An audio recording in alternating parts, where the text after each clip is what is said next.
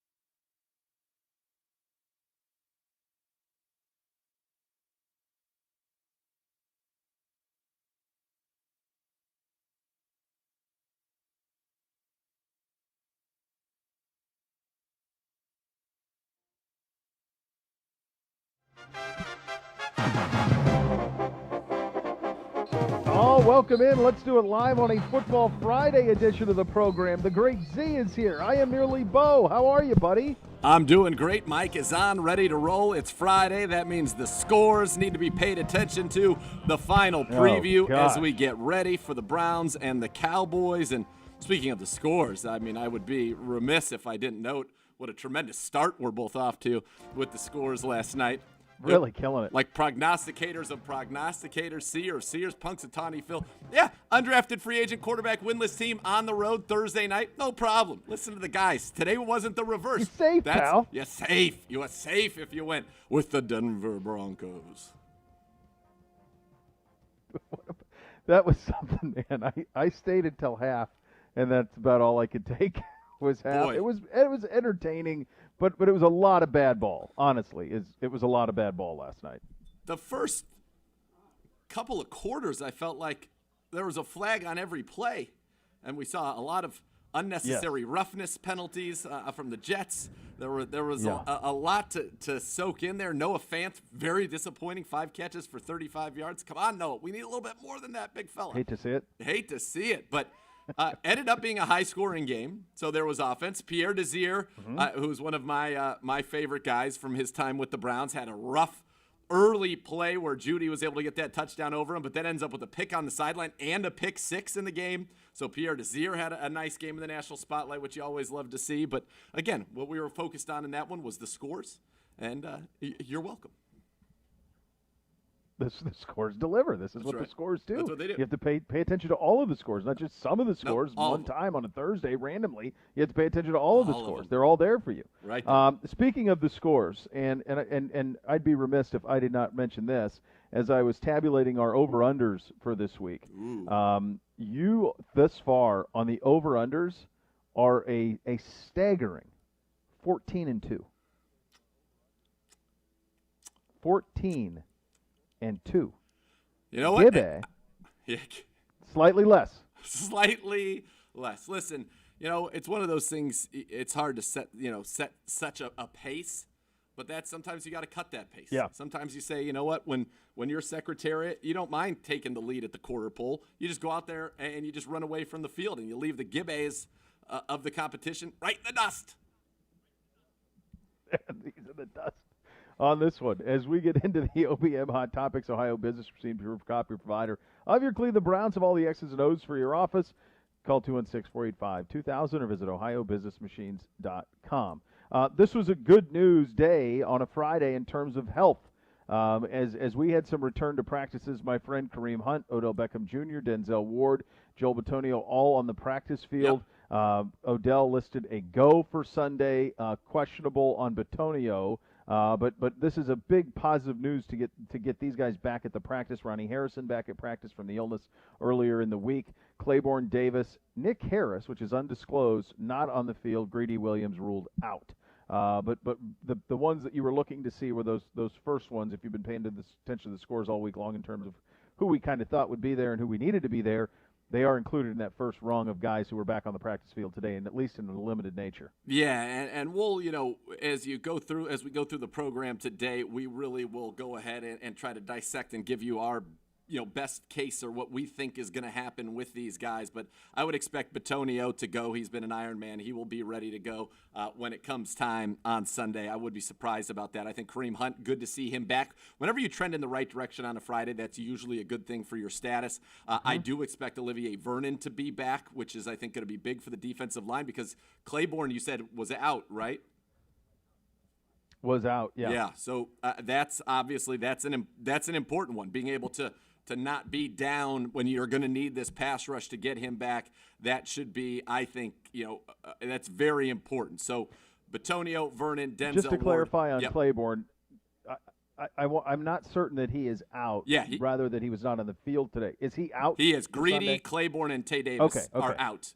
Hunt, questionable. Okay. Bitonio, Harris, Phillips, Vernon, Denzel Ward, questionable. OBJ, no injury designation. Okay, So there you go. that's good. But I do think you're going to get Olivier Vernon. I think he will be ready to go. And so I think that's a very good sign for your defensive line with Claiborne being out. Claiborne's hip flexor or hip injury, as they were describing it, he tried to play through it. I think that, clearly it must have been aggravated a little bit in that win over the Washington football team. And so they're probably saying, we're getting Vernon back. Let's go ahead and give him this week of rest here. Now, I'm sure Claiborne is sad. Claiborne has very fond memories of playing the Cowboys. It was against the Dallas Cowboys that he had that 6-sack game, which was one shy of the NFL record. But you're going to get, I believe you'll have Vernon back. What I'm curious to see is, from the practices today, for example, and this is one thing that we just have to speculate on and surmise on, was are they confident enough that Denzel's back that Kevin Johnson was able to get some good work in the slot to be ready to deal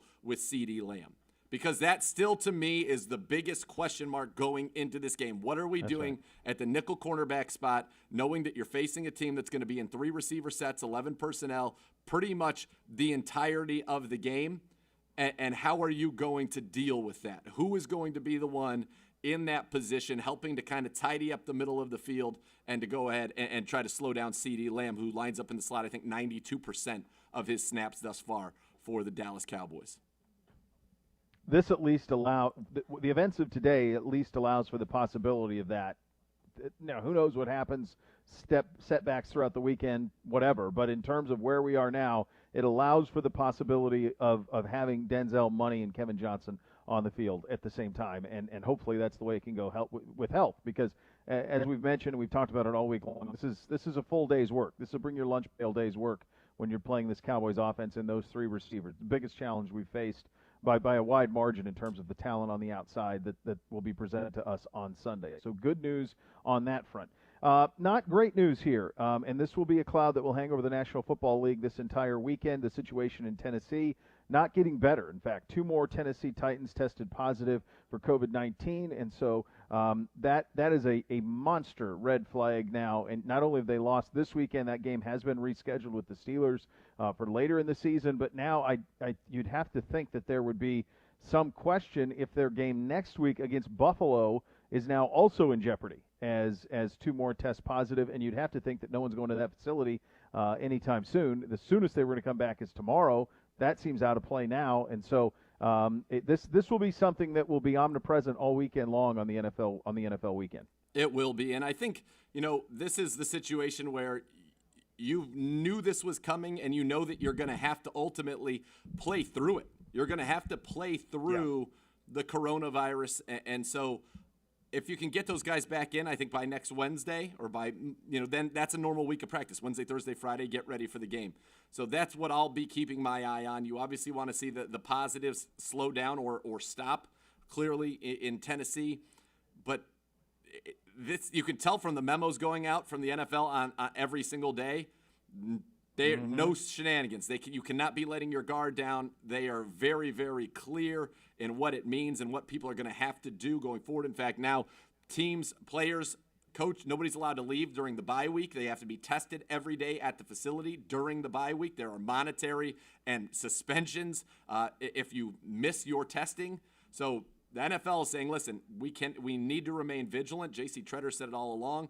It was almost maybe too good of a start through training camp and through the games, and now we have our first breach. And I think it's very important. Dan Graziano, friend of the show, wrote an article at ESPN. I don't know if you saw it today, but basically said he thinks it's critically important, and I agree with him, that the NFL figure out what happened. How did this breach occur so that they can put in measures in place if need be to make sure that does not continue. I agree with Dan, and we talked about that a little bit yesterday because you want to know how this happened. I mean, I haven't been around the facility in a while, but when I was at camp, and you're back in there now, and you're still able to see it, and we've talked to Coach about it a bunch, and they feel like they're in a bubble. Now, you can't control everything. I mean, it could be something as innocuous as a kid bringing it home from school. That's possible. Yep. That's what it could be. But that you would want to know what happened there, how to prevent it going forward, and then furthermore, the NFL's answer to this, because the Steelers have been punished by this already. This was not supposed to be their bye week. They were planning for a bye week later in the season. Now, all of a sudden, in the middle of the week, this becomes their bye week. And they didn't know about that until Wednesday. So that's different than the way that they would normally handle a bye week. And next week, they play Buffalo. Are we sure? And if so, to me, the NFL can't shut down for one franchise. No. You're going to have to play through. So if it means that Tennessee forfeits, then Tennessee forfeits. But I don't think that you can shut the league down for one team. I could not agree anymore, and you're right. Tough decisions are going to have to be made, but this is why you have 16 people on the practice squad. They're down 7 guys. Yeah. 7 new guys who don't have the coronavirus. You're up. Let's go. And I think that's the mentality that's going to have to be to get through this season. And it goes back to what Anthony Lynn said on a Hard Knocks. A team that, follows these rules and keeps itself healthy is going to be the team that probably ends up winning this season. And we're 3 weeks in. We've seen everybody play 3 games, but now you're going to get the byes. And it is not unprecedented to have a Week 4 bye. I remember a couple of years ago the Browns had a Week 4 bye, which is very early in the season, and it sets you up to play 13 straight to end the year, which is obviously a tough situation to be in, but it's been done. This is when the byes have started in the past 4, Week 5. This year they tried to really load them up in the middle of the season, I think, to put as many teams on byes in a multi-week period as possible so that they could have the flexibility to do what they've done in rescheduling that game for Tennessee and Pittsburgh, and then Pittsburgh and Baltimore. Yeah. No, it's these will be interesting days ahead for Tennessee and for the league, and how this is. And you brought up the penalties of suspension and $50,000 fines if you miss that testing, and the fact that you have to stay in the city on a bye week, not able to leave the city. So this is the reality of this season, and we've seen it. You've seen the sacrifices that have been made in the National Hockey League and the NBA, where those guys have been in bubble situations, and I do wonder about what the winter will bring with flu season ramping back up, and there was talk at one point in the summer of bubbling the playoffs. I do wonder if that's something that you end up having to do here, but I think you hit on something that I agree with, and that is that maybe it did go too smoothly through camp and through the first 3 weeks, because honestly, if you watched at home, other than just every once in a while when there's a wide shot, you wouldn't even know you were playing amidst a pandemic. Right. You really wouldn't. I mean, so this is a reminder that the virus is still the captain now, Irish, if you will. So that's kind of where you are with this thing. And I think there are a lot of reminders that have happened in the last 24 hours about this virus, as the president of our country has just announced that he has COVID, as well as the First Lady of the United States. And so it is now going to be more omnipresent in our society than it's been in a long time. And perhaps good comes out of that, right? Perhaps this really raises the awareness that, no, this is not over. This is not going away. This is very serious, and we all need to remain vigilant regardless of our profession or walk of life, but in wearing our masks and doing the things we need to do to try to get this virus out of our country. Absolutely. Well said. Lots to get to. Harrison Bryant will join us a little bit later. At 1:30, he will join us here on the program. Coming up in the 2 o'clock hour, we'll give you a little taste of the scores. Big fun here on a Football Friday. Get you ready for the Brownies and the Cowboys on Sunday from Jerry World, off and running here. Cleveland Browns Daily, 850 ESPN Cleveland.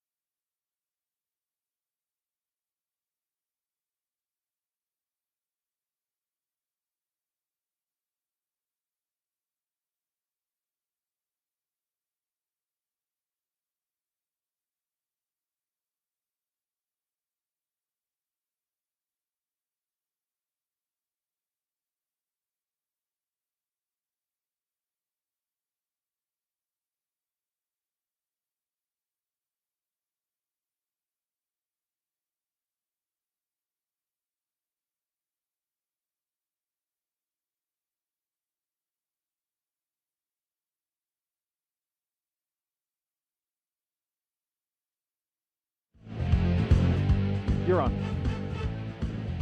Rumpke Waste and Recycling, family owned and operated since 1932. They've been in business for 87 years, keeping neighborhoods clean and green. Their customers, employees, and communities, all part of the family. Visit rumpke.com to learn more.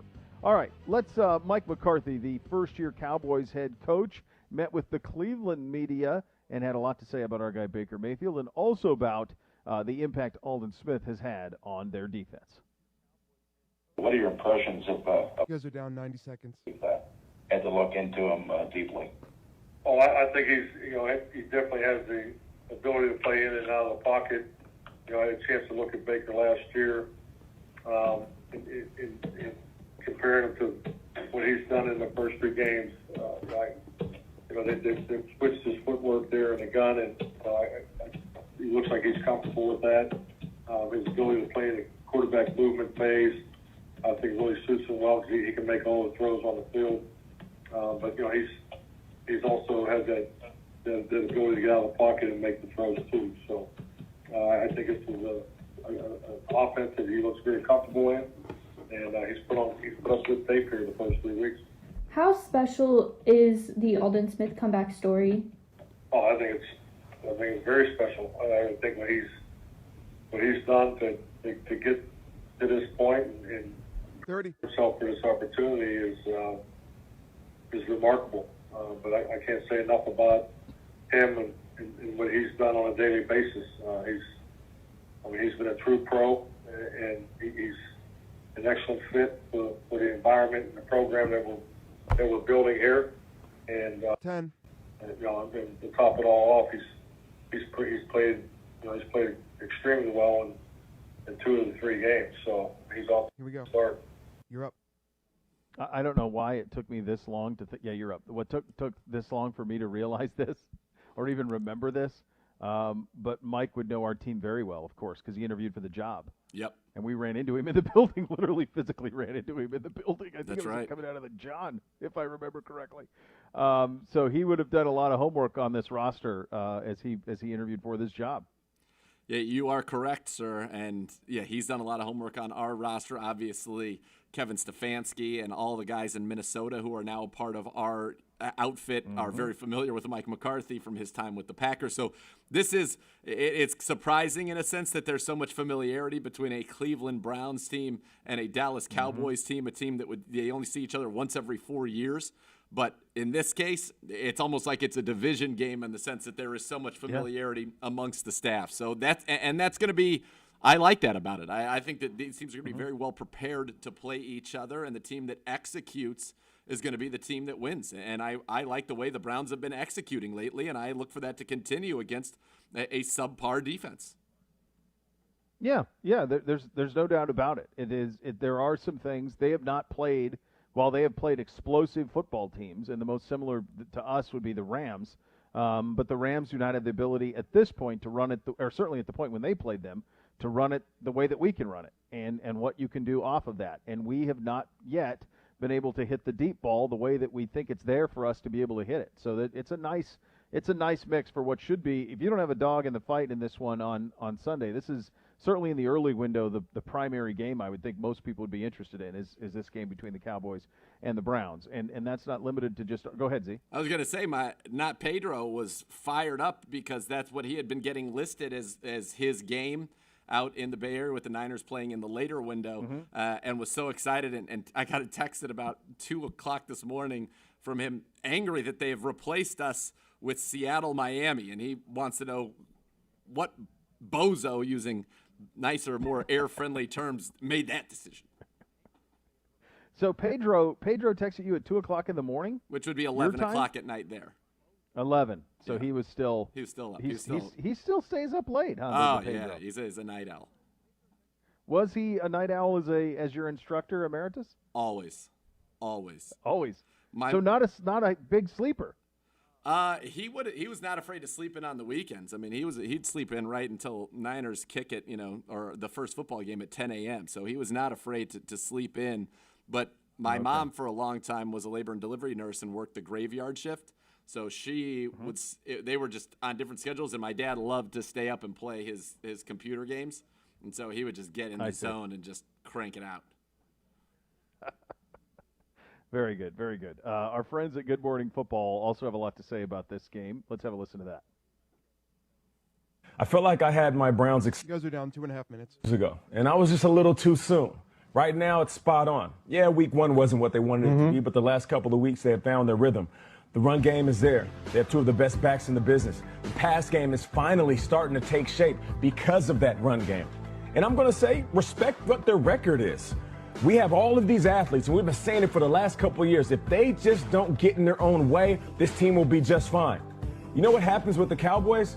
They oftentimes get in their own way. So for me, yes, I'm going to say the Browns, they are the better team in this matchup. I'd say slow down. I would say slow down here. The Cowboys have had 3 thrill rides of games, but they played the Rams, they played the Seahawks, and of course they played the Falcons. Those are 3 playoff contention teams. The Browns just beat the Bengals and the Washington football team, two teams that are not going to go to the playoffs from all things we've seen for the first few years. I would say slow down. I would also note Mike McCarthy's secret weapon, Adam Henry, the wide receivers coach in Dallas, was the wide receivers coach in Cleveland last year, knows Jarvis well, knows Odell well. If there's anyone who can help this defensive backfield from an offensive side of the ball, who can go over there and lean in on the meetings and say, hey, here's what Jarvis likes, here's what Odell likes, it's this guy. He also coached them at LSU. Secret weapon, Adam Henry. Maybe the Cowboys can come out with a victory here. I think Dallas is still the better team than Cleveland going into week 4. Does he play DB, Shrakes? All right, Peter says slow down. I say speed up. I know. Speed up. This question is insulting, not even to the Cleveland Browns. Browns have won 2 games in a row. Do you know the last time the Dallas Cowboys under Dak Prescott 1 minute. games in a row? It's been over a calendar year. It was September of last year. You know who they beat? A Case Keenum Washington team and a Josh Rosen's Dolphins team. Josh Rosen. That's the last time, just 2 in a row. And I don't even think they've won a game this year. They just didn't lose one against Atlanta. I think if this is any other team, if there is not a star on that helmet, if it's some Bengal stripes or a Bronco or a Viking horn, it's not even close. Yeah, the Browns are better. But because it's Dallas, we're like, no, they're Dallas. They're cool. They're not that cool. They don't play that well. And until they do, they don't deserve it. Of course the Browns are a better team. Look at their record.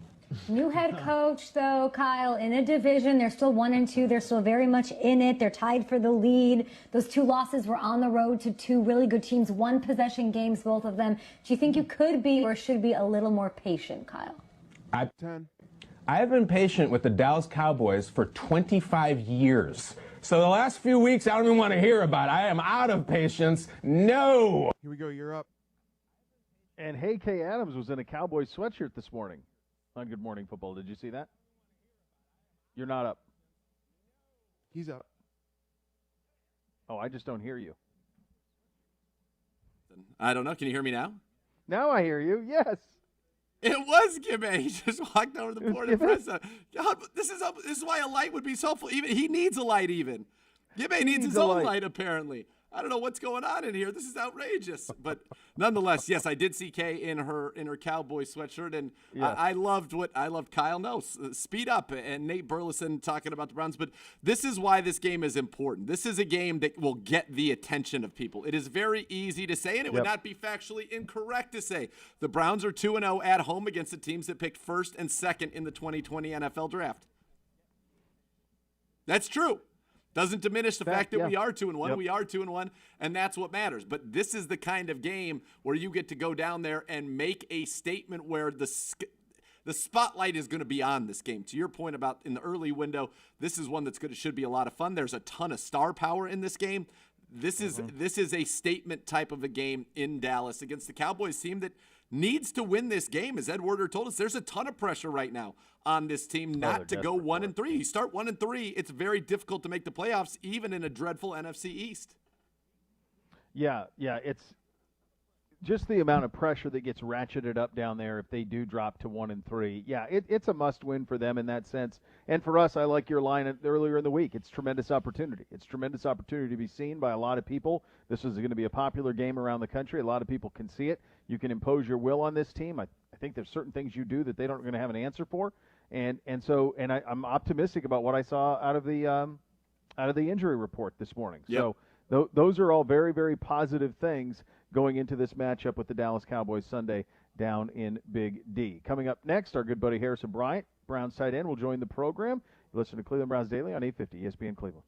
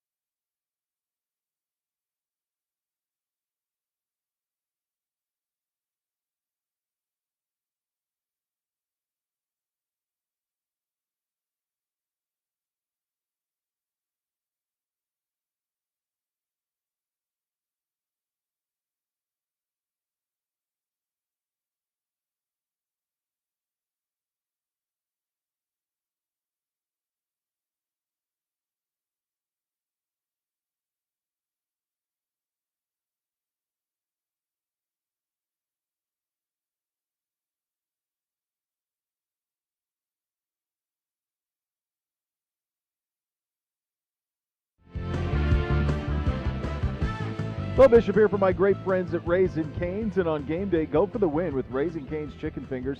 Stack your roster with delicious, hand-battered, cooked-to-order chicken fingers and cane sauce. Huddle up with crispy, crinkle-cut fries, coleslaw, and buttery Texas toast, and top it all off with freshly made tea and lemonade. Visit the newest Raising Cane's on Brook Park Road in North Olmsted, right behind Great Northern Mall. Raising Cane's chicken fingers, one love.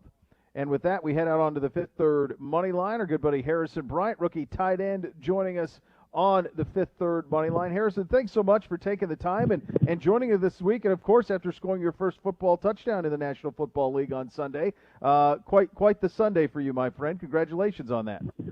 Yes, sir. Thanks for having me. Harrison, it is great. Do you have the ball? Yeah. Yeah. Oh yeah. After I spiked and kind of celebrated a little bit with my teammates, I was like, oh, crap, where'd the ball go? And I ended up finding it on the sideline and then lining up for field goal, so it all worked out. From my perch observing, it looked like Austin Hooper went out of his way to make sure you got that ball. So there's obviously a lot of love in that tight end room for you to get that touchdown and to have that moment. Did you know pre-snap, because it looked like you guys were a lot of the action was on the right, you were split out way to the left, and then you just kind of followed Baker across the field. Were you surprised that you ended up getting the ball? What was kind of the intention if that play were to have gone as it were drawn up? Yeah, first, like his reads were to the left at first, and I was actually split out way too wide on the play and trying to get across on the slant, and Kareem had a flat route, and Baker just did a great job of escaping out of the pocket, and I saw him escape and just kept working across the ball, and he made a great throw. That's awesome. What has this whole thing been like from you? You went from somebody who immediately at camp we took notice of how quickly you were acclimating yourself to the team and how much of an impact you were having early at camp, but you did not have a normal, rookie off season. There was no mini camp, no rookie mini camp, none of that. All of a sudden you're thrown straight into the fire in a pretty loaded tight end room and were able to make yourself seen and known early. What was that process like? And it probably seems like a decade ago when that was the case. And now here we sit and the integral part of the offense that you are. What was that journey like for you? Yeah, obviously, as soon as I figured out I was coming to Cleveland and got to get a head start on mentally learning the offensive stuff with Coach Petzing, we did a lot of extra Zoom meetings and stuff during the off season when we couldn't come here or meet in person. And, a lot of just working out, running, staying in shape, not being able to go to any gyms or anything. And, then just coming here and really just, continuing to take in all the mental stuff and then take it out to the field and put it to use. Really, though, the mental stuff is, you can learn it, but it's a hard learn a new scheme and stuff until you really get out on the field and are able to do it and stuff. So that's why that part of training camp was really important for me. When you think about, coming into the NFL, you go through a training camp, you never get to play a preseason game. What's kind of been the biggest eye-opener to you? And you've settled in nicely, have made plays every game that you've been out there. What has kind of been eye-opening to you about the NFL game, or what made you feel like, hey, yeah, I'm ready, I'm going to keep getting better, but I belong here? Yeah, like you said, obviously didn't have the opportunity to play in any preseason games. So we really just all kind of got thrown out in the fire as rookies. But, a lot of preparation by all of us and just going out there. And really the eye-opening thing is just being on the field with all the great talent in the league and competing against them and just seeing how, big, physical, and strong they are and just really going out there and competing. It's an amazing opportunity every weekend. I'm glad you brought up big, physical, and strong, because I'm going to take you back to Thursday night football, prime time. All the eyes of the nation watching. You come in motion. I believe you guys are at the 9-yard line, I want to say, maybe the 11. You come in motion left to right, and in this run play for Nick Chubb, you're tasked with blocking the defensive end one-on-one. You make the block. Chubb goes on to score the touchdown. And then I thought I was like a Hulk Hogan pose down. You were so fired up from blocking. But that's, in this offense, it's easy for fans to say, oh, you caught your touchdown, and that's a big play. I'm sure that block to you was one of the biggest plays that you've made in the NFL, and certainly to your coaches as well. How fired up were you after that? Because you hit that big flex, the big flex as Chubb got in the end zone. Yeah, I take pride in blocking and really anything that I'm asked to do. like my main objective every play is to just go out and do my job that I'm asked to do. And, you know, that play, I was tasked to get on the defensive end and kick him out and hold the ground. And, you know, I was successful in that. And obviously Nick went on to score, so it was a huge play for the team. And it, you know, just really just blocking like that is a great feeling, though. Just knowing the type of dude you're going against and just to be able to hold your ground and allow your running back a lane to go through is a nice feeling. What has Austin Hooper meant for you? You know, ever since we started Zoom meetings and the first time I met him in person actually in Austin throwing with Baker and some of the other receivers, he's been a great mentor to me. Obviously, he's had a successful 4 years in the league so far, and, you know, he really just has taken me under his wing and tried to teach me all the little details and intricacies of the route running, run blocking, and, you know, he's really helped me out so far. How's the Chief doing? Take us in your tight end room. We know that he had the nice game week 1. He's been out since then. He's tweeting he'll be back soon. But, you know, he's another guy that, you know, in that room with experience that you can lean on. And obviously you were thrust into even more of a prominent role following his injury. How's the Chief doing, and what's your relationship with the Chief been like? Yeah, since the first time I met him as well, he's been a great mentor to me. Him and Austin, me and them both have kind of similar relationships. You know, David, every time I ask him a question, you know, he gives me a great answer to it. And even when we're watching film now and, you know, he's on the IR right now, so he's not in. He's looking back trying to teach me something that I can do better to, you know, make that play more successful. So they both have been great mentors to me and really accepted me. And it's been a great first quarter of the season so far. Harrison, what does it do for an offense the offensive line, tight end? It takes all 11 of you to run the ball effectively. But then when you guys all do your job and you have people like Nick Chubb and Kareem Hunt back there, Nick Chubb, it's just there's no other situation like this in the league with that type of talent at running back. What does that do for you guys to know that when you do your job and if you allow them to have it's Nick Chubb against the safety, 9 times out of 10 it's going to be Nick Chubb who makes a miss?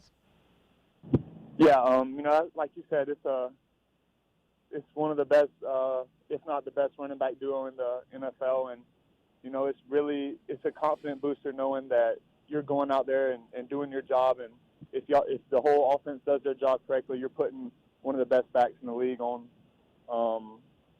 safety or cornerback, which is how the play's drawn up, and 9 out of 10 times they're going to come up with a win on that. As somebody who's blocking for him, what's the biggest difference between the way that Nick Chubb and Kareem Hunt? We know the difference in the huddle, but what's the difference in the way that they run and that you have to, you know, maybe block for them? I mean, I wouldn't really say there's much of a difference in terms of how you attack the blocks when either one of them is in the game. You know, I think they all do. They can do everything well, so it's really just about sitting up on your dude and running your feet, and they're going to do the rest. Harrison, I know everybody who grows up watching football, wanting to play football, you know the Dallas Cowboys. What's it like, or how excited are you to go to Dallas to play in that very famous stadium with the big star on the middle of the field and know that, you know, that's an elevated stage? You've already had a national TV game on Thursday night, played very, very well, touchdown last week, but, you know, there's always something a little bit different when you're playing, quote-unquote, America's team in the Dallas Cowboys. Yeah, you know, growing up always, I wouldn't say always, but, you know, if they were on, I was tuning into it and watching it. Like you said, America's team. But, you know, I think for me personally and for all of us, it's, you know, we got to go in there like it's just another game and go in there and do our job and play hard all 60 minutes of the game and do whatever we can to come out 1-0. You know, Harrison, I don't know if you know about this just because you're relatively new to the team, but Nathan and I have actually one-upped the Cowboys' America's team. We're the world's team. The world's so the team. Browns, they That's can right. have America. We're the world's team. The Browns are the world's team. So you have the advantage there, my friend. I like that one. That's a good one. All right, man. We like you a lot, buddy. Good luck this weekend in Big D and bring home a win for us. Appreciate your time on a Friday. Yes, sir. Thank y'all. All right, that's Harrison Bryant, our fabulous rookie tight end. A reminder, all guests who appear on CBD appear via the Fifth Third Money Line. Fifth Third Bank, making Cleveland Browns daily a Fifth Third better. We'll have the good doctor put on his doctor's hat and give us a little fantasy football advice coming up next. You're listening to Cleveland Browns Daily on 850 ESPN Cleveland.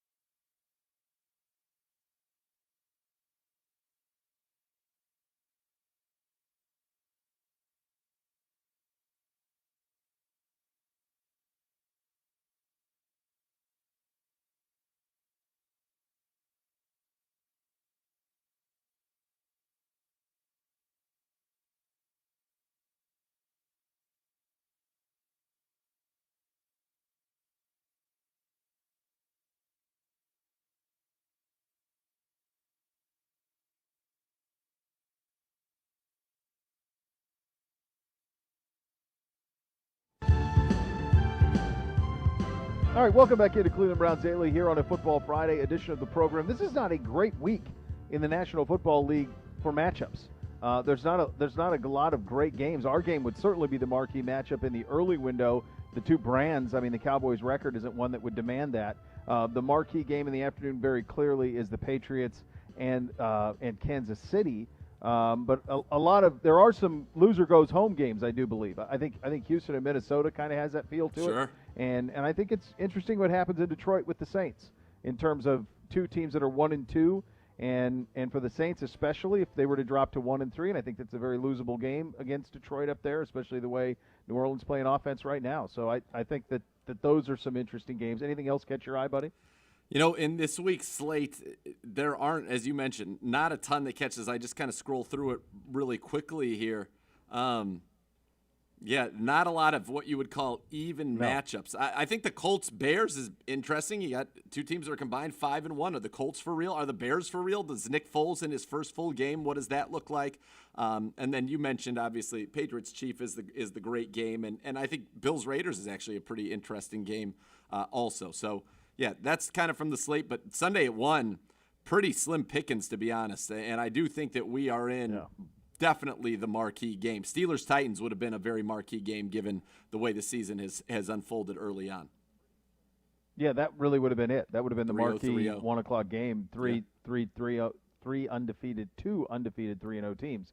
All right, let's do a little fantasy showcase with the great good doctor, brought to you by our friends at Tito's Handmade Vodka.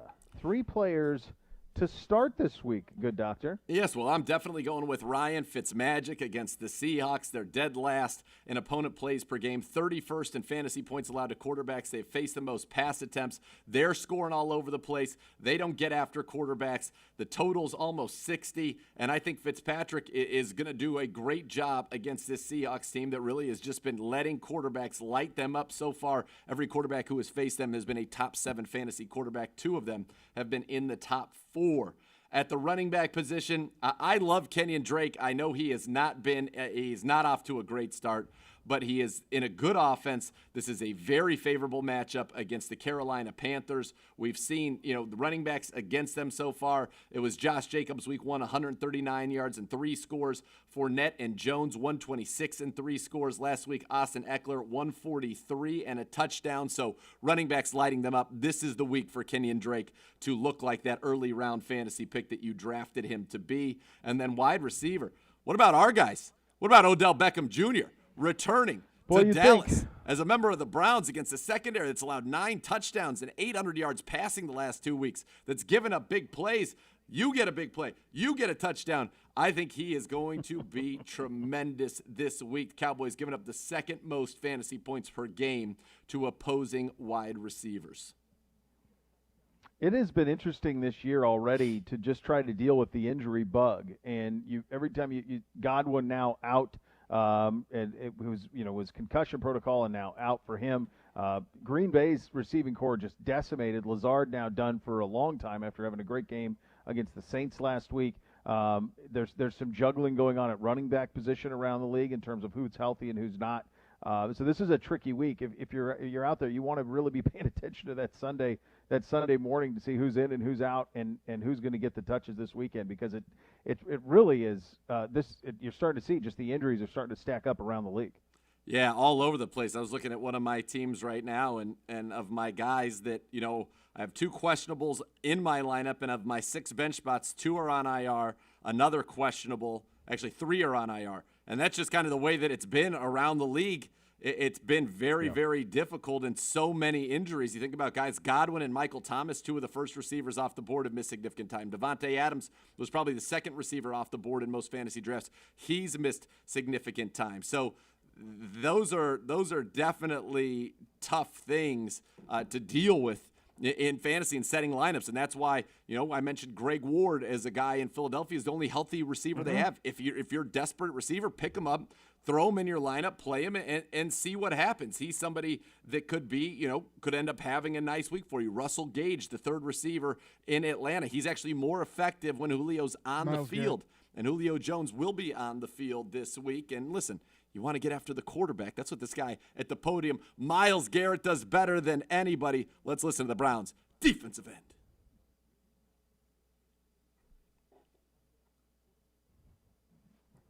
I believe 4. You guys are down. 3 times. And is it a special place to you? Cowboy Stadium. You can make a name for yourself. Getting a big win there. They're America's team, and all eyes are on them almost every week. So, got to make sure to put on a big showing. Thanks. Mary Kay Cabot will have our next question.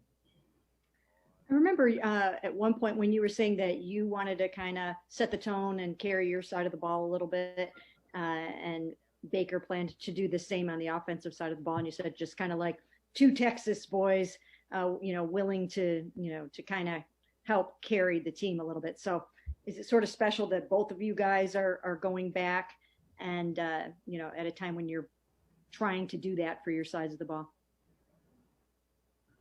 I mean, other than it being a Dallas game, me being able to go back home, I don't give it more importance than it is. They're a good team, and we're a good team, and we have to settle this, and that's how it is every week. I'll be able to have more family and friends there because I'm back home, and I get to play the Cowboys, and you've seen them on Thanksgiving growing up, for years. But at the end of the day, they're just somebody in the way at this point. We have to get a win. Someone's record's got to change. Thank you. Thanks, Mary Kay. We'll go to Scott Petrick next. Hey, Miles, you got the back-to-back critical strip sacks. So when you visualize this game, what's next for you? I mean, hopefully just more big plays. I'm not Ali. I don't see the future. I can't call what round or what quarter, but just hoping that I make the plays I'm supposed to make, and I get those opportunities, either make them or push them to someone who's gotten freed up, because I'm getting off. I'm doing what I'm supposed to. Providing pressure, making the tackles I'm supposed to make, getting in the backfield, and hopefully creating takeaways for my team, and giving us a chance to get a win. And when you talked about that strip sack last week, you said you could tell the guy wasn't going to get help, and you kind of been setting him up all day. When it comes to that, do you know before the snap that I'm going to get there and this could be a huge play? I mean, it's always a chance that he changes things up. Linemen, they can be savvy as well, change up their sets. But I mean, he hadn't changed up his, so I had an idea that he had been sitting down a little bit more instead of getting back. So I had a higher chance of getting back there and making a big play. That's all I'm saying. Gotcha. Thanks. Jeff Shadell, your line is open. Hey, Miles, Dak Prescott leads the league in passing, but he's a threat to run, too. So how does that affect the way you try to attack him and sack him? We've got to make sure we corral him and keep him in the pocket, and knowing that he has that ability to get out of the pocket and make some plays at his feet, either downfield or getting actual yardage, running. And he's a talented player. He's worth a lot to that team, and he's proven his worth day in and day out over there. So we have to make sure that we don't allow him to make those big plays that he's accustomed to making, and make sure that we're on our P's and Q's with our rat holes and where he can escape. Mary Kay Cabot, back to you. Hey, Miles, is Alden Smith someone that you kind of admired in the past a little bit? And can you just talk about the comeback that he's making right now, how sort of remarkable that is after all these years? And obviously he's, right in front of you. So maybe you're going to have to be outplaying him on Sunday too. I wouldn't say admired. Definitely respected. I respected his game and how he rushes the passer. I think he's one of the best natural pass rushers the game has seen in a long time.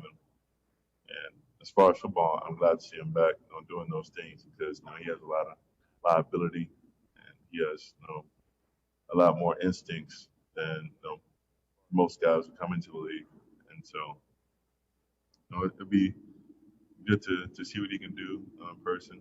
Good to watch him. And I'd like to see how we match up against them and how our O-line looks. But there's no competition between him and I. It's between me and that offensive tackle, and me and Dak. That's it. Thank you. Thanks, Mary Kay. Nate Ulrich, you're up. Hey, Miles. What's your favorite memory of playing Martin? And what's your relationship like with the community, and how much is the support of that program mean to you? I mean, I still give back to my high school, whether it's items or money or clothing, trying to make sure that they have the best I can offer. Greatest memory?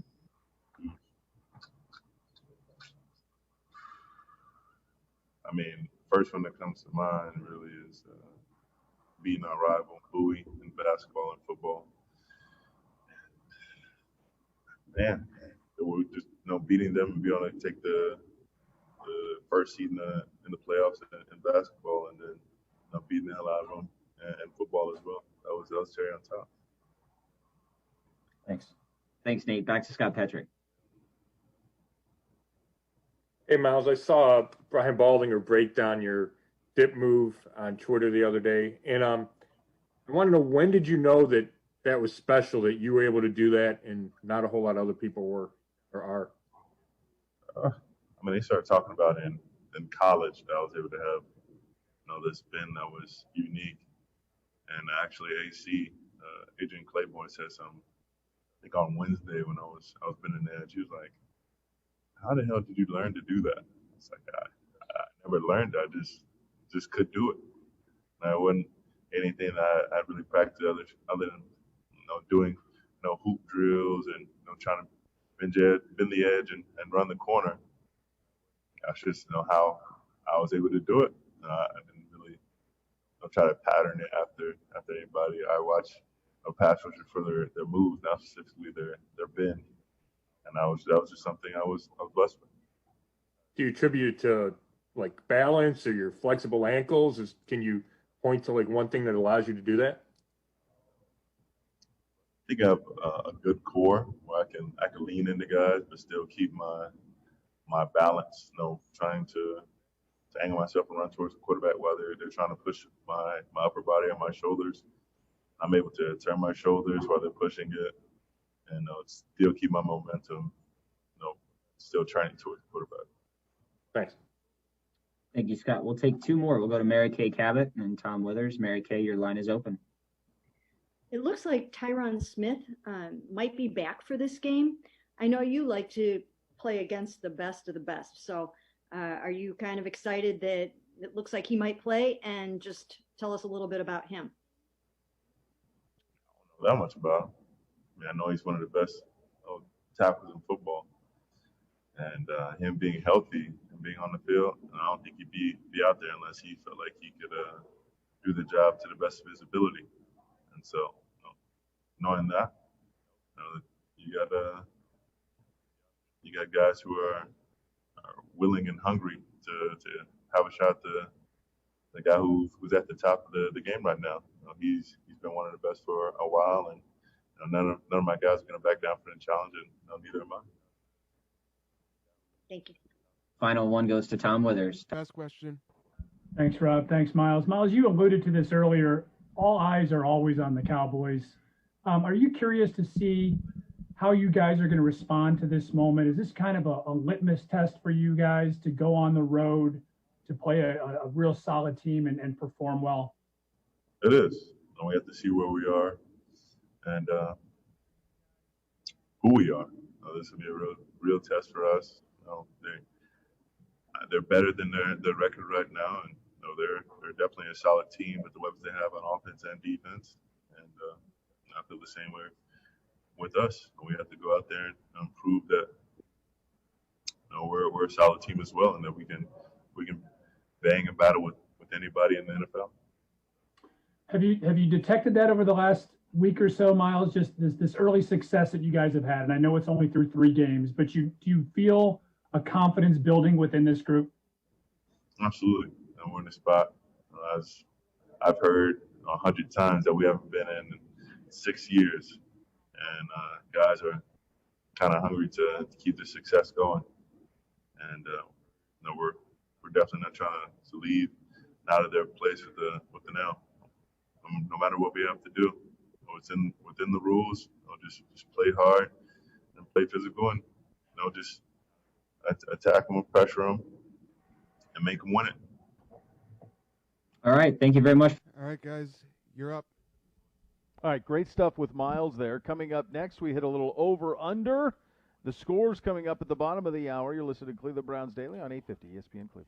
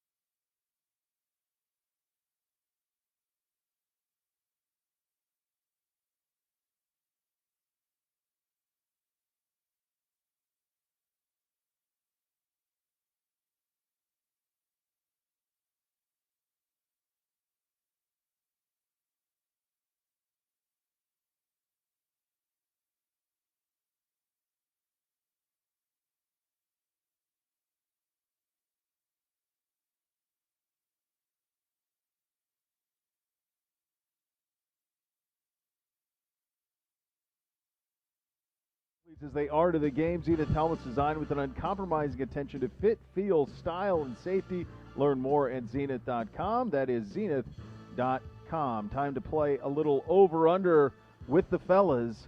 Last week, Z, 5-1, improves his record to 14-2. The future is so bright. The present is so bright. He has to wear shades. Hey, That's right. Sunglasses. He's got to wear sunglasses inside a building, and then he stands up so you can't see him on camera. Right. That's on the right. live stream. Listen, where? That's where we're at. Can I ask a question? That's a big. Can I ask you a moment question? right there. Do you have a remote control right at your right hand that allows the camera to go up or down and follow the talent? No. Lies. Fake news. No. Yes, you do. It's right. Nothing Yeah, to see it's here. right there. Nothing. Yeah, it is. Yes, you do. Nothing. Yes, you do. Gibby. Hi, In Beau. week 2 of the picks. You improved, buddy. You went 3-3 last week. A nice 500 week out of Trending you. up, You baby. improved to Trending 507 on the season. Buy low. If you bought low on Gibby, just going to be a steady return. I expect a big week out of him this We week. expect to be peaking right after Thanksgiving, going right into that December run. Listen, going into that final where you month wanna of the be. season. I Expect to be peaking. I opened at at the Berkshire Hathaway level, and I'm still giving a great return to my people. Still there. And I'm still there giving Except for returns, Thursday night dividends. doesn't Oh, the matter. dividends Every are now coming and in. Gibbe was on the bulletin board stocks, the little penny, the pink slips, but he's climbing up, looking to maybe get on the big board here, maybe to make his way to the NASDAQ. A real worry. exchange. Don't worry. Stratton Oak The bond. There's no expectations here. Let's just check in real quickly on the Gibbe. The Gibbe now trading. It's higher than the Galan, as a matter of fact. The Gibbe trading now Well, at $1.50. It's $1.50. Gibby. That is not a big step. Gibby never did stick us with a steak dinner. It was supposed to No. be top. I helped pay for that. He does owe multiple dinners though. There's multiple Taco Bells that are just sitting out there in the ether waiting to be collected. No. and eaten. No. I am down to one. Remember, there were other people. There were other wagers that came into play. Isn't there interest on it since it's from 2015? I think the interest alone makes that 2 Taco with Bells. all due respect, and with all due respect to Taco Bell, which is fantastic, Delicious. it's slightly different than sticking you with a meal that you thought was going to be, and rightfully so, There's 2 complimentary. zeros. There's close to 3 zeros. Yeah. Right. Yeah. Right. No, that was. All of a sudden, I could have taken my wife out for a nice seafood dinner. Right? I mean, that's what that bill was like. All right. A little over-under fun, gentlemen. Let's start with our 2 backs. I like Joe Thomas, call him shock and awe. I like that a little bit. Nick Chubb, Kareem. Irv had an interesting name for that duo. Irv's was one that was, yes, interesting is how I would put it as well, and be able to get away with it and remain on the air. Total yards receiving and rushing for Nick Chubb and Kareem Hunt, 190.5. Total yards. Remember, the Kareem Hunt injury looms. It does loom large. I'm going to go under. I think we're going to put the ball in the air more, and I realize the backs will be a part of it, but I'm still going to go under that number. Our backs have yet to really be massively featured in the pass game. Over all the way. Let's go. Just gets right after. I didn't even. There wasn't even a thought in my mind that I was going under. Not even on a that. thought. I Not even was a thought. totally over. No matter what number I put out there. Over, under, receiving yards for Odell Beckham Jr. and Jarvis Landry. Gibbe, 135.5. I'll go 2 for 2 on the over, Alex. Gibbe, go ahead and get your hand on the remote that actually controls the camera because I'd like to stand up. No, but I thought I'm there not. wasn't one. Did he see that, I'm folks? not. Did he see him? I'm not. The best is, you're like, did you see him, folks? And no one else is We're watching going our over. Zoom. We're going all the way up here, off Over. camera. That's how high over that. I was in my head thinking 165 is what you were going to throw at me to make me really think about it. They're under 100 right now. Per game. That's right. That's right. Not, Under 100 right after now. Sunday. Not after Sunday, my Even friend. 35 yards more than their average. Odell's going to do that by himself. At that point. By himself. Let's go. Let's go. Passing yards. Baker, Aloysius Mayfield, 245.5. Right here. Read him and weep. Let's go over. He's going 300 here, folks. 300 in the return to Texas. Wow. Give it. I'll go over. I don't know by how much, but I'll go over. Gibbe, I just want you to know that you've got your quarterback over 300 yards passing, you've got your receivers lighting it up. Over 245.5 to be fair. And yet you have the backs already almost 200 yards of their share. I think they're gonna run the ball more than we all think, because you don't want to keep giving the ball back to the Cowboys offense. No, you want to avoid the shootout. Like I think we're all anticipating you lean into the shootout. But we can score running the ball. We've proven it back-to-back weeks over 30. Nick Chubb looking for 3 straight with 100 and multiple touches. Shades of Jim Brown. Getting into the defensive side of the ball now. Total, this is my favorite one every week, total sacks, interceptions, and fumbles accumulated by the Browns defense, 4.75. I totally screwed the pooch on this last week, by the way. I didn't. This was one that I failed miserably on. I believe Twitter universe reminded me too all week. They got on that you. I screwed that they up. take the Twitter people to pay attention to the scores. The sacks, the interceptions. Sacks, interceptions, fumbles, 4.75. I'm gonna go under again. Do it back-to-back weeks, kids. Show me state. It's the show me state gimme. This is a tough one. The good doctor. Yeah, I think you're right in a good spot here. I'm unfortunately, up.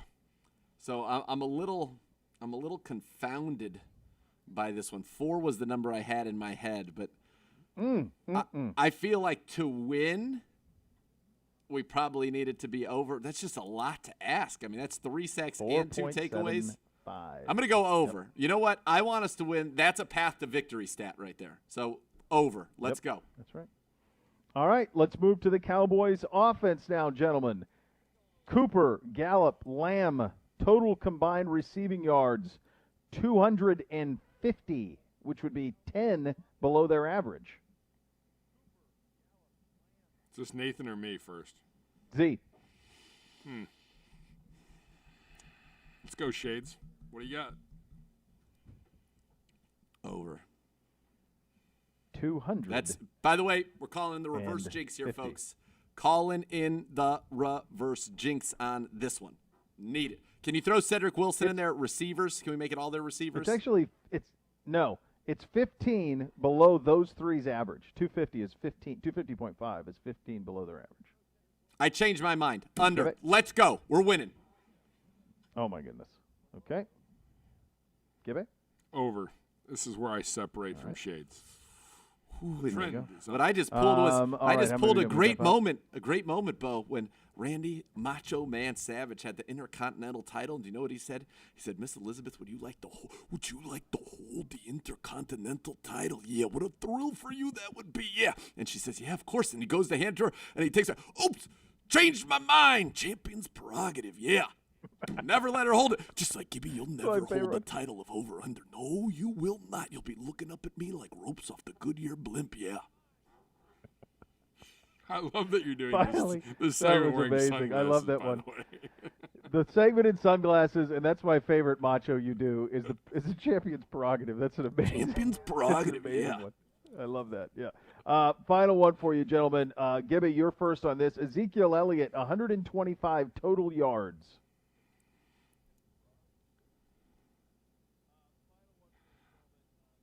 Under. All right. Dr. Z? That'll come back and bite me. Over. They're going to try to rewrite the wheel. What they've done hasn't been working to throw it 100 times a game. They're going to try to run it on us, but more importantly, they're going to get Zeke on our linebackers, I believe, in the pass game. I think that's going to be a big part of what they do. You said a 125 total? Total. Yeah, I'm going to go over there because we're going to limit those receivers. We're good on the outside. They got a few other backs. They have a couple other options. Not selling. They do. They've got a few other guys that I think could end up being part of that passing game out of that backfield. Finally, a bonus. A bonus 7th. Crowd size. Over under. 25K. In Jera World. Listed or actual? In week 1. He will not commit. He will not commit to the number. Listed or actual? Anywhere between That's 20 and 100,000. Z, I like the follow-up. It's a strong follow-up. Yeah. Because it. Listed or actual? Listed. Under. I'm going to go, 25? 25. I'm going to be there. I'll be the definitive. I'm going to count every person personally. If it's listed and it's going to be over. If it's listed, forget the if listed. we're We going- need what do our eyes tell us? How are we? I got to rely on you. You're wearing sunglasses in the studio right now. Well, my future is bright, brother. We'll trust. We're going to trust the Z on this. Yeah. 25. I'll be honest You'll about be it. Responsible. I'll be honest You'll be about honest. it. You're an honest man. Pedro taught you right. I'll be honest. I have no fears of that. You're so far in my rear view mirror, I can't even see it. Give me. I don't mind being honest about the attendance. Yeah. This one does not All right. count. We should go off of the actual whatever they announced. Are you trying to say that I would lie feel like to the get a actual win? number will get out. You believe that? I believe that you will. No. You will you're a man skirt of the integrity. corners. I think you're a man of integrity. We will get you your keys to Put the victory sunglasses coming up back next. on. The scores at the bottom of the hour. Cleveland Browns Daily, 850 ESPN Cleveland.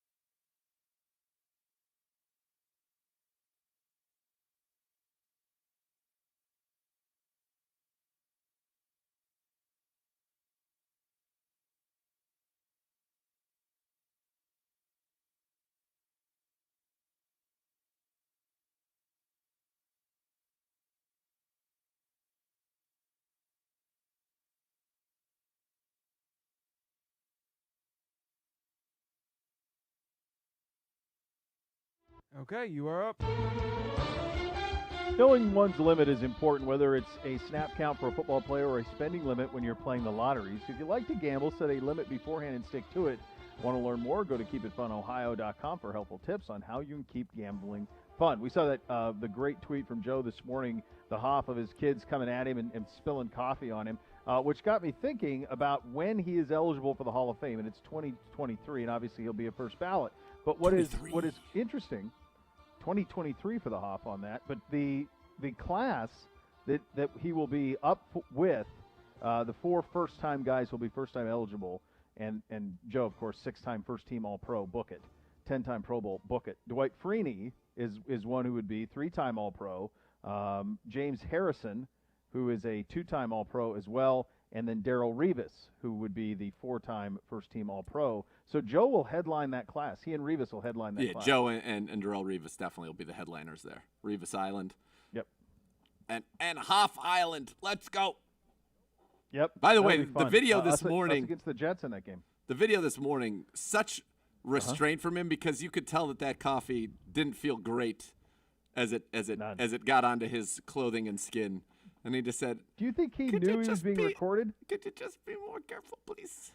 No, but he did say that it was great that his daughter was recording it, although she was calling him a telephone and a booger drinker. And then right on cue, though, she's so quick as soon as he spills the coffee after the stuffed animal gets chucked at him, she's like, "And you spilled coffee on your clothes." She was right there. The commentary was tremendous. Right on it, yeah. Yeah, she's following really in Dad's broadcasting footsteps. Really is. All right, let's hit your keys to victory, brought to you by University Hospitals, official healthcare partner of your Cleveland Browns. Dr. Z, your keys to victory. All right, key number 1, let's open it up a little bit. Let's live on offense. Let's throw it all over Jerry's world. The Browns' formula, we know it's been to run 23 pass attempts each of the last 2 weeks. Baker coming in hot, 70% completions, 3 touchdowns, 1 interception, back-to-back quarterback ratings of 100+ over the last 2 weeks. The Cowboys, we know they've given up 792 yards, 9 touchdowns, no interceptions, a quarterback rating of 128.1 the last 2 weeks alone. The most given up by the Cowboys, 9 passing touchdowns in 2 weeks, the most in consecutive weeks since 2006. They're giving up a touchdown once every 12 pass attempts. I don't know, but if that means to me, if you throw it 36 times, we're guaranteed 21 points. If we just have a game plan that says throw it 36 times, it's like we're starting the game 21-0. That is a great idea, and that's part of what I want to see. That's number 1. Number 2, feed Nick Chubb the rock. What do you mean? You just told me to throw it all over Jerry's world. Now you're telling me to feed Nick Chubb the rock. Yes, we also want to keep Dak Prescott off the field a little bit. We want to slow down Alden Smith, who is the leading sack getter in the NFL. Plus, I think it'd be pretty darn cool if Nick Chubb makes it 3 in a row with 100 yards rushing and multiple scores on the ground, as you guys know by now. Last person to do that for a Brown, Jim Brown, 1958. But here's why feeding the rock, and when I say feed it to Nick Chubb, I'm very specific here. Let's get specific. Specificity.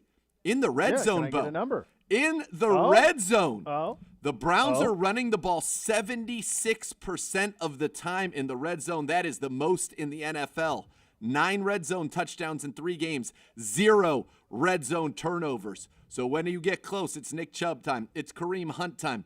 We're scoring on 59% of the red zone trips this year, 9th best in the league. And in this kind of a game, you need 7s, not 3s. And finally, you know what I'm going to say, pressure with the front 4 to get after the one and only Dak Prescott. Pressure affects him significantly. Completion percentage halves, quarterback rating thirds.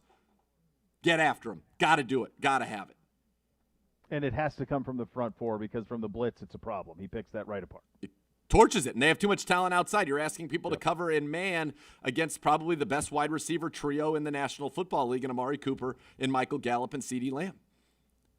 Yeah, and the good news on that front on both those last 2 points is Denzel back today, and if he can be at or near 100% on Sunday, then that allows for, I would think, a little bit more evening out because those guys are a full day. And they added Wilson to the mix last week, who was catching bombs. So they've got 3 and 4 guys. They'll be an 11 always, and you'll just have to deal with it. And I'm with you, your earlier comment on Ezekiel Elliott when we're doing the over-under. I just think they're going to feature him pretty big in the game. And I think it add to it, not that he needs extra motivation, but I think playing against an Ohio team would be something that he'll know he'll be seen in the state of Ohio where he was so great as a collegiate. So I think you'll see the very best of Ezekiel Elliott on Sunday. And I think they're going to think, let's keep our defense off the field. That's where this one game could get odd, is if it ends up they're trying to squeeze the football as opposed to let's get in a track meet. That'll be an interesting potential plot twist. You're right, because they have not had control of a game yet. Nope. They've chased every game they've been in. They've had to do this. Now, they're really good at it, and they've scored a lot, and they've thrown for a lot of yards, but it's not been their choice. They have not had control of a game yet. And so that will be key, who has the control of the game on Sunday. Going to be a fun one. It's the marquee game in the 1 o'clock window for sure for everybody around the league, unless you're Pedro, in which case you're going to get the Seahawks and the Dolphins. You're going to like it. Sorry, Pedro. Sorry. Sad. More coffee for you. Yeah. All right. We hit this a little segment we used to call the scores coming up next. Pay attention. Cleveland Browns Daily, 850 ESPN Cleveland. Pay attention.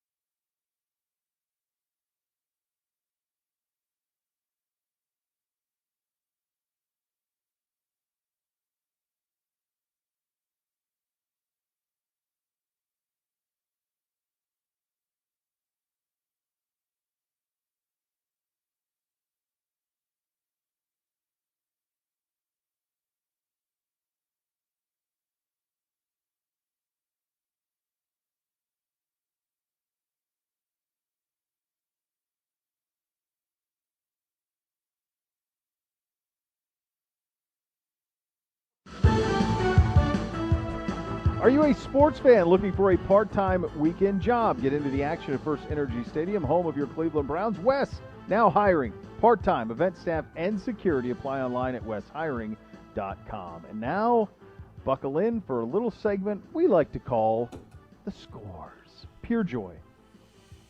Ah, yes. The fall foliage. October is here. A little chill in the air. It is. I actually wore Beautiful. pants today for the first time in like months. Right. Yeah. Gibby. And away we go. Real insight into your pantsless Gibby. I wear shorts. Every day. Shorts. Thank God. Thank goodness. Yes. What was it? What did we do last week there, Z? Well, Beau, I'm glad that you asked. You screwed up Thursday night. I know that. Beau 11-5, Z 9-7, combined 8 games over 500 for the season. Beau 10 over 500, me 4 over 500. We 14 games over 500. Actually, really 16 because we won last night. No big deal. Got one last night too. That's right. That's right. Interesting. All right. Let's get down to it, gentlemen. The 1 o'clock game, Sunday, week 4 in the National Football League. The Arizona Cardinals, off of that loss to Detroit last week, traveling east to battle the Carolina Panthers. Charlotte, a little Fahrenheit the night before. Well, not for them. No. But for anybody else. Great hotel. Nice Go little live your best takeout, life on the order your rooftop. little patio, baby. little rooftop. Shout out to Chef Rocco. Oh, Rocco. What a fine place.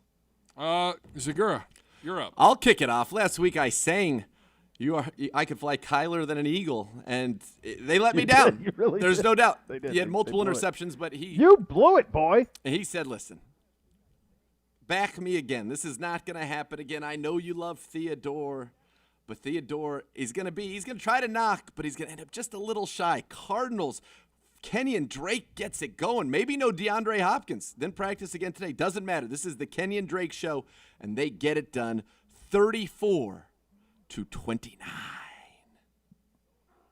Yeah, I think the thing that's a little tricky, the Hopkins thing is interesting because he talked about going home. He's from North Carolina. He talked about going home and what that meant and excited to do so.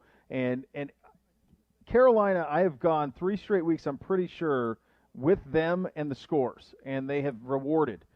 Not this week. Same. Just gets in there and gets out. It's one sentence. Give a little bit of a preamble. Carolina's Where's actually your traveling music, Gibby? Carolina. I don't know. Boom. Travel music. Carolina 1-2 with the scores after 3 Boom, games. travel music. 1-2 with the scores, or maybe I'm just picking them right. I don't know. You got them correct last week. The first week, I got them wrong. And then the second week, you got them wrong. Okay. 1-2 is their record against the scores. Sad. Theodore. Up next, Washington. Not good. Their trend, downward. Is Dwayne Haskins still the quarterback of this team at halftime? The task, a tall one, as the Baltimore Ravens come to town on Sunday to battle the Washington foosball team. Beau Bishop, what say you? All lo these many years, the Washingtonians looking down their nose at the poor little port city of Baltimore. You're not as good as us, Baltimore. You're beneath us. What's the best you got? The best thing you've done? The Wire? Great. It's good. But that's it. Nothing else. We have everything else. Not anymore. Angry Lamar. Baltimore, $1 billion. Washington, -2. In Independence Day. How does that happen? In Independence Day, they didn't go to mess with Baltimore. They went to the nation's capital. We know how that went for those people who took on the nation's capital. Not well. Not well. But in this case, it will. Saint. Can you stop yelling into the microphone? Because the levels, people on the stream, Part of the it ambiance, distorts. Gibby. Just kind of move back a little bit. If you're going to yell, just move back a little bit. Well, if I move, you're not going to be able to follow Gibby. me with the camera, despite the fact you have a remote control thing there. So I got to make sure. Oh, I'm right here, locked in.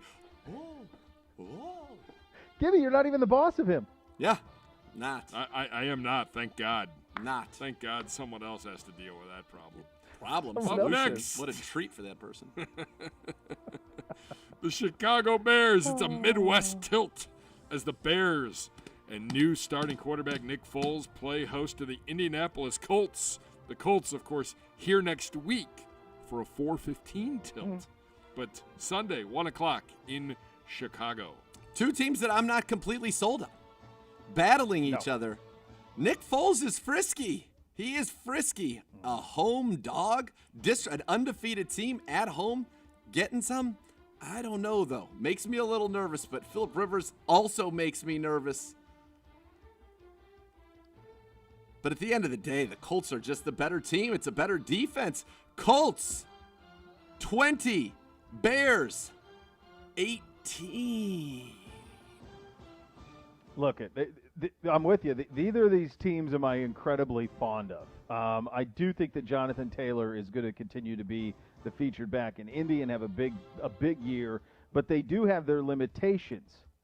The Bears have limitations as well. It's just that he's not playing anymore. Nick Foles, strong as a backup, not great as a starter to be. The Bears, 17. Colts, 16. Same, but different. Up next, Jacksonville 1-2. The Cincinnati Bengals 0-2-1. Joe Burrow and company welcoming the Minshew to town. But Bishop, we'll start with you. Minshew screwed me last week. Big time. Here's the deal. Both of us. But Big they time. didn't, though, remember? Yeah. That was our wink. Not if you pay attention to the scores. That's right. right. To pay attention. I don't know. Minshew this week, did you guys see this? Minshew this week compared himself to Vincent Van Gogh. That he doesn't listen to critics. And much like Vincent Van Gogh, when they asked him, do you pay attention to your critics, he says, I don't have an ear for it. That was Minshew this week. That's the quote. How can you not like this kid? Love him. It's impossible not to. That said, I like Joe Burrow a little bit more. Bengals get off the schneid. They get a win. Joe Mixon gets unleashed. 27-23. You know why he's not listening to the criticism? Because to the trained eye, there was something missing on Thursday night against the Dolphins, and that was DJ Chark do do do do do DJ Chark do do do do do DJ Chark do do do do do DJ Chark, and he's back. Jacksonville Jaguars 30, Bengals 24. Up next, DJ Chark, come on. That was pretty good. Yeah, I mean, I hate that thing. My kids used to play that all the time. Got the same reaction as we got yesterday at about 12:45 when you guys brought up safeties. Moving on, the Chargers and the Tampa Bay Buccaneers. Tough room. Tom Brady and company welcoming in Herbert and company. I don't think Tyrod Taylor is going to play. But the Buccaneers playing at home, 1 o'clock. Fire up the pirate ship, kids. Could be an ugly one.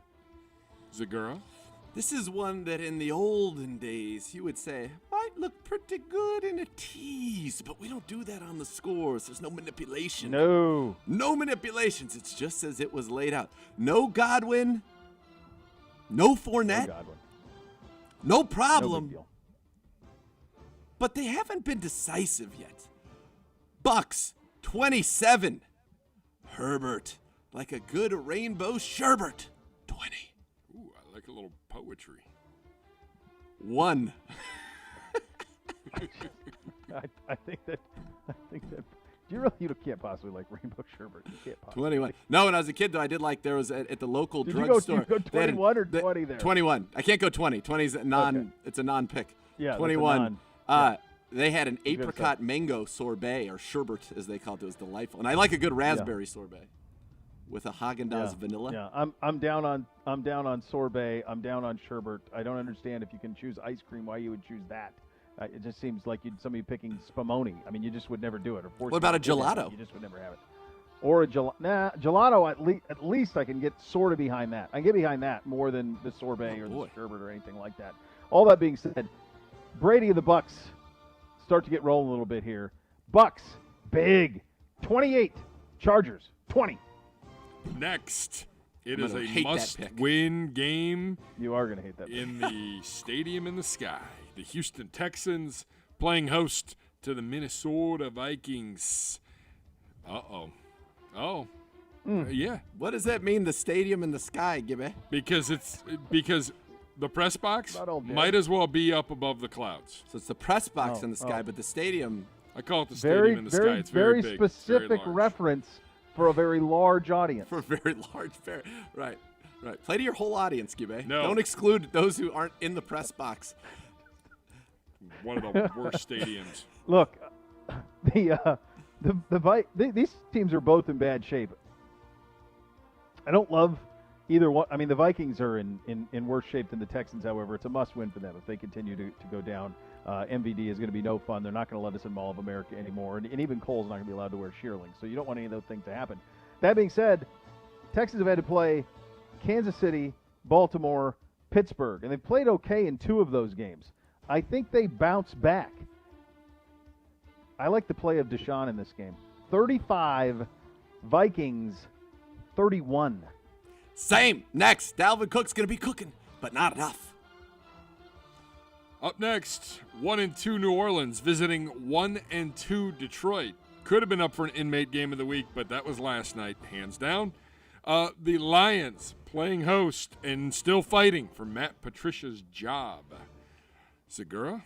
I don't even know that that's fair. By the way, this I think offense that's totally got fair. a nice They're injection garbage. of Kenny Galladay. Garbage. If DeAndre Swift catches a ball in week 1, they're 2-1. 2-1. 2-1, Gibby, and They're everybody's 1-2. singing They're their not. praises. He drops it. I think getting Galladay back, that changes the offense. I have been a long-time Matt Stafford fan, well documented on this program. All the way back to high school. Oh, when we get to sit down with him on DLD, it's a real treat.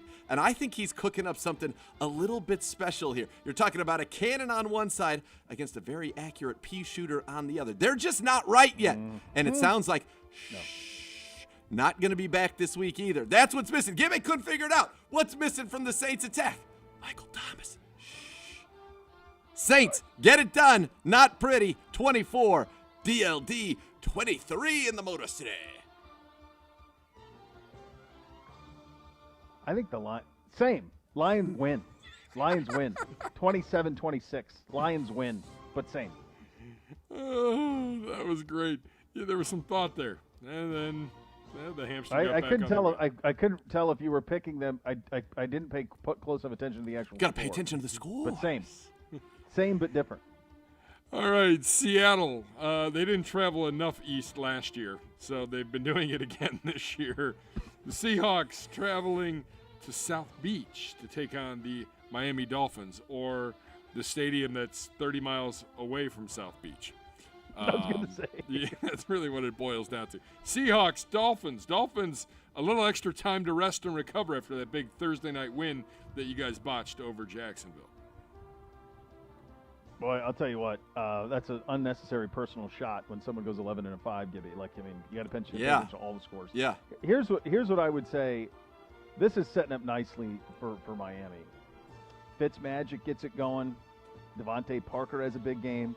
No Jamal Adams in this game. How in the heck are the poor Seahawks going to get any pressure against Fitzmagic and the Finns? Won't matter. DK deep lots. Seattle 77. Miami 71. 70. I'm not sure you can do 70. I'm looking at the wrong one. Same, 77, but different. 70. Seattle, 77. Miami with a Mike Gesicki touchdown late. 70. All right, let's go on to the game that this should be good and ugly out in Los Angeles. Let's go to the 4:05 game. Giants visiting the Rams. Ram it. Same. 4:25. This is a good one. By the way, CBS setting like their 5th broadcast team to do this game. Kind of surprised by that. Raiders playing host to the Bills. The Raiders, Chucky, welcoming in Buffalo. Bishop? Is this because of the Steelers Titans miss? Is that why? I'm trying to understand why they would view this, or is this because it's late window? I'm guessing late window, and it's competing with New England, Kansas City. It's opposite. Nance and Romo are doing Patriots Chiefs. Yeah. So this will only be seen in Buffalo and Las Vegas would be the way that I kind of a shame this one would go. I wonder if Oakland gets it. And LA, would they get Raiders in those towns? I don't think so, because they're gonna get oh, maybe because the Niners are the Sunday night game. I wonder if the NFL treats franchises that left towns, if they treat those towns to their games. I don't know. Not that it matters. I have one of the great mea culpas for me has been Josh Allen. Same. been. I had it wrong. He's fantastic. He Tip your throws cap to some him. balls still that you go, I have no idea. I don't know how that's not picked. But sometimes sometimes when he's off, he's so far off that it's not even interceptable. And yet he's throwing for 400 a game and lighting them up. And I think their defense is for real. Bills, 34. Raiders, 30. There's some turmoil in Las Vegas this week. A lot of the attention There is. not about what's going on the field, not about No. the visiting Buffalo Bills. Galas, lack of masks, not good in light Not of the good. things that are going on. I think those distractions, plus they're beat up on offense. Their wide receiving court decimated by injury, not going to be enough. Bills 27, Raiders 23. The game of the week, according to CBS, 4:25 on Sunday. It is the New England Patriots traveling to Kansas City. Mahomes and company. Patrick, don't call him Pat. Patrick Mahomes? I bet Pat Mahomes doesn't care. I'm guessing his mom cares because she probably doesn't like his she dad does anymore. care. She does care. Did you see it Documented. on Monday I know, night? but I did, but I'm not so sure that Patrick Mahomes He cares. does My not guess care. is- I don't think he cares. He's But busy. mom does. He's busy winning championships. Got $400 million. Yeah. He's doing fine. Who wants to go first? Is it me? It's Zegura. Sure. Is it- Chiefs, Yeah. Patriots. Bill doesn't get blasted. Bill doesn't get blasted. Chiefs 79. Cam Oh. Newton and the Patriots 74. Say. Sunday night football. Not Pedro's. Playing host to the Philadelphia Eagles. Eagles, 49ers. 49ers with a little bit more time to get healthy, maybe. They've been on the East Coast for back-to-back weeks. Finally coming home, sleeping in their own beds. No Greenbrier this week, kids. 49ers, Eagles. Beau? Guys, we're getting a phone call from the West Coast. It's coming from a studio office in San Francisco. It's a man who doesn't like being called Pedro, but probably should be. Pedro, yeah, you're on the line. Your son last week picked against the gangster Kyle Shanahan to not take care of the scores. Not to take care of the scores. Actually correct. I picked him to take care of the scores. And boy, did they. What is your response, Pedro, to your son? Nate! Get my coffee. It's the only chance you have to save yourself. What are you going to do this thing? Nate! Coffee! What are you doing in that room, Nate? Nate, pick the Niners again. You did it in week 2. You won. You Leave did the it in door week open. 1. No You locking won. doors, Do Nate. it again, Nate. All right, I'm going to do it. Door's going to be open, and the Niners are going to go right in. I feel like that's a lot of points, though. Again, I mean, the Eagles are bad, but are they that bad? No Jimmy Grapes, right? We're still talking Chris Mullen. Or should I That's say, right. on the dream team, have his jersey. Big fan. I don't The know. lefty. Seems like a So lot. sweet in the corner. Seems like a lot. Dad, it seems like a lot. I don't know what to do. What do I do? But I'm Don't gonna do ever it. doubt him, Nate. Never Right, again. Just do it. Okay. Niners, 44. Eagles, Carson Wentz, benched mid-game for Jalen Hurts, 12. Chiefs. Niners, 7. Wentz, 2. You just talked me right into that. You forced it.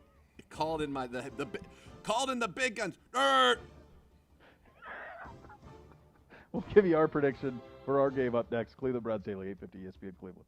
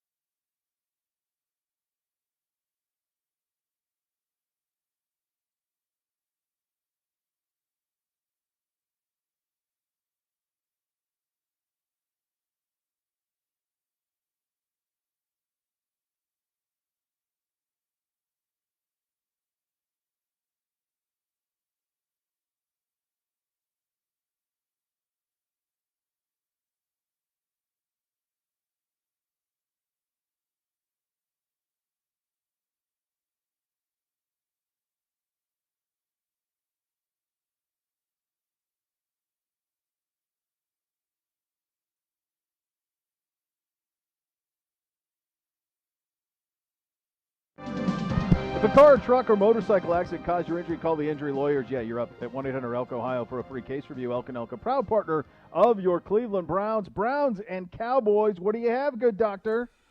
This is it's a test. It's an opportunity for the Browns to really make a statement, and I believe we make that statement. Baker Mayfield, 34. Cowboys, 31. It's a Cody Parkey field goal from the star. He's the star. They rush. They're lifting him up. Mayfield tries to. Let's go. Everybody's so happy. We're so swimming. Oh, my goodness. It's pandemonium. Same. Next level next. We're back Monday. Cleveland Browns Daily, 850 ESPN Cleveland. You guys are down.